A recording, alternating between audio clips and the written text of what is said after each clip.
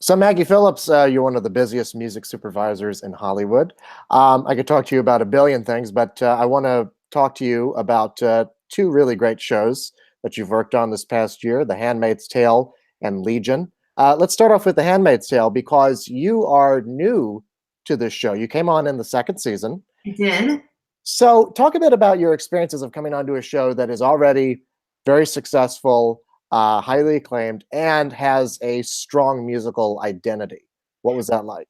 Well, I was excited to come on. I was a fan of season one, and I think the music from season one was great. Michael Perlmutter did a great job, and I was very excited and also nervous coming in such a high-profile show, and I knew the microscope was going to be on us even more after all the awards.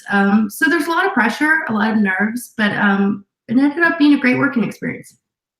So, talk a bit about the musical identity of this show and how you acclimated yourself to it. I mean, obviously we had the first season, so we know about the song choices in that. Can you talk a bit about where those song choices come from?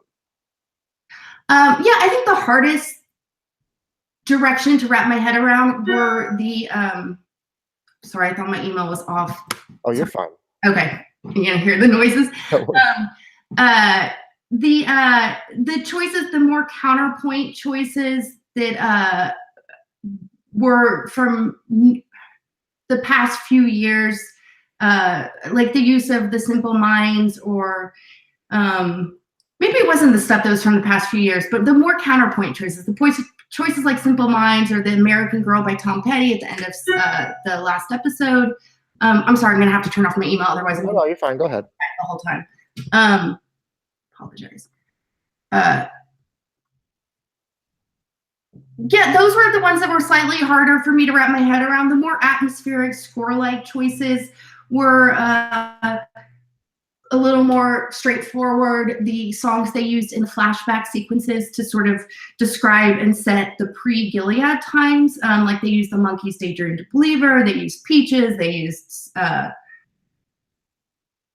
I'm spacing on the other one. Those seemed more straightforward. It was the stuff that was the counterpoint that was more challenging to wrap my head around. And the way Bruce Miller described it when I started made a lot of sense, is that he's thinking about these songs as what is going on in June's head during these sequences.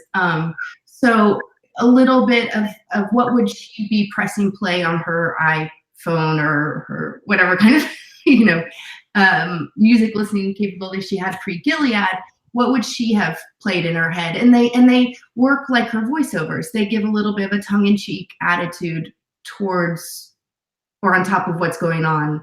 And so once he explained that to me, I had a little more direction with that. And I would say that was the challenge. And I think we're successful. It's only been the first 2 episodes. Have you seen them?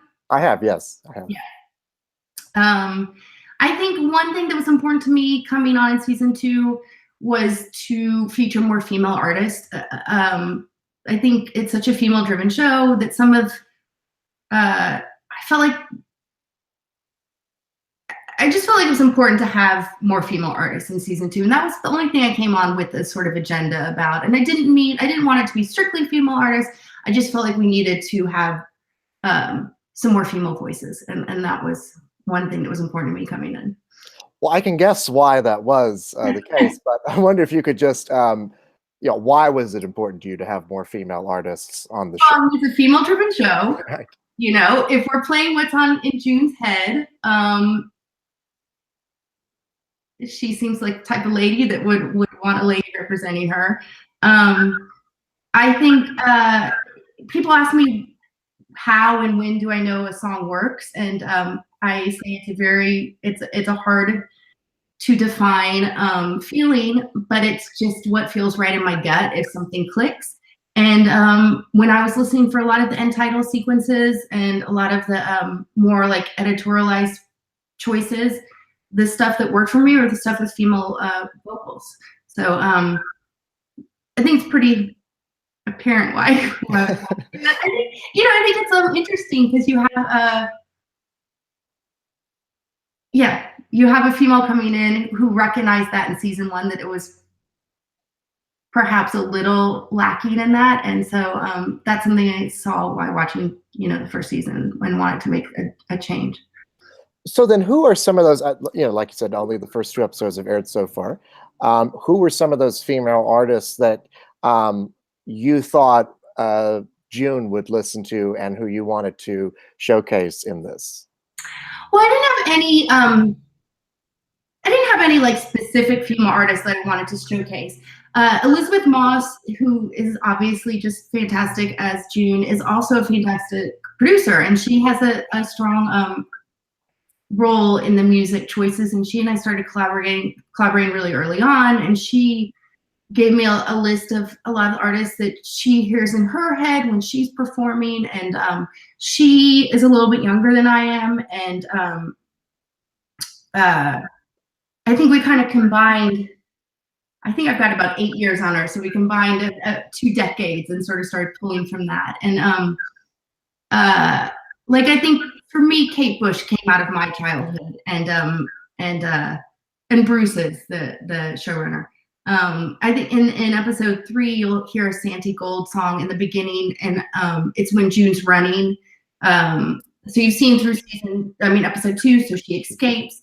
And so we open up episode 3 with her running through her, it's an old newspaper factory, and she's sort of set up a life there for a few months because she's sequestered inside these walls, and she starts exercising. And so she has a morning routine of running every morning. And we decided to put on a song that June probably listened to when she was running, pre-Gilead, like they did in season 1 with Peaches. Right. You mentioned working with Elisabeth Moss and Bruce Miller, and I wanted to ask you a general question. So we'll throw Noah Hawley in here as well for Legion. Working with very creative and very strong showrunners, can you talk a bit about how that helps with your work? I prefer it. I like a strong opinion. I like someone who has strong direction and strong leadership. I learn a lot working with people like that. I learn to listen to music differently. Noah taught me to listen to music differently. I mean, just in the way I listen to music in general. But I like a strong voice. It makes me step up and have a strong voice too. And I think both Noah and I and Bruce and I collaborated well because of that. We both have strong opinions, and so there's a collaboration. There's not just one telling the other one what to do. So. And going off of that, I mean, these shows also have great scores as well. Mm-hmm. So I wonder how you work as a trio, I guess, in order to come up with the best musical moment for a given scene, whether it's a piece of score or something that you choose. Yeah, it's different. Every project is varied. With Legion and Fargo, Noah and Jeff and I the 3 of us have a very strong collaboration. We're in the rooms together a lot. We're all based in LA. And so, and Jeff and I he's one of my best friends. So it happened, and we got to be friendly because of Fargo, but we talk a lot more. So there's a lot more back and forth about with Fargo and Legion about whether or not it's going to be score or song. And with Legion, I don't know if you've seen any of, but there's been a lot of like we have some covers that Jeff's doing with Noah. So there's a lot of overlap. Handmaid's Tale was different. They had their dialogue with Adam Taylor, who's fantastic. They had that dialogue already had been set, and it was we had very separate paths. He did his score, I did my songs, and there wasn't a lot of collaboration between the 2 of us. Well, let's talk about Legion then, because you worked on that in season 1, and now you went into season 2. So, I mean, how did going from the first to the second, did anything change in terms of the kinds of songs, the kind of musical identity that the show had for you? No, it didn't, which was kind of cool, because with Fargo, we change it every year. So this was the first time that Noah and Jeff and I had already sort of established the world that we're living in. And so I think the only thing that changed, it was a little more free. Like we had figured it out and we could have a little more fun. And we only wanted to go bigger and weirder. And I think you see it in all aspects of Legion, and certainly the music as well. Mm-hmm. Well, talk a bit about. I'm sorry but also I think the only thing we did that was a big change is the covers. And there's, I think, 9 covers over the entire season. And the reason for that was just to find something that's super unique just for the show, very specific for what we're doing. Mm-hmm. Well, talk a bit about the choices that you make musically, such as that. I mean, because the show is, for anyone who hasn't seen it, it's about a superhero, but it's not your typical superhero show because it's so very intimately and at times frighteningly from the perspective of this person who is often doubting his own mental stability. Mm-hmm. So, I mean, how does that affect the music choices that you make?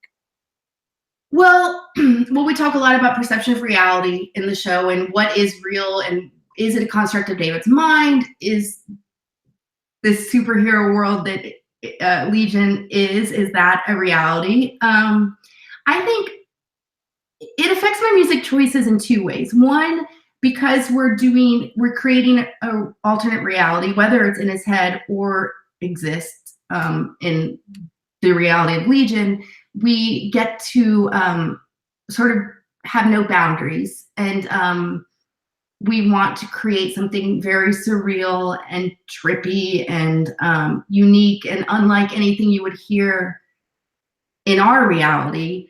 And so because of that, we get to, it's more like creating a soundtrack for someone's dream or someone's mind space. So there's not a lot of parameters. It's just sort of what would come on, what feels right in this one scene. I also used music songs a lot to keep us in David's perspective. For instance, we've aired episode 4, I believe.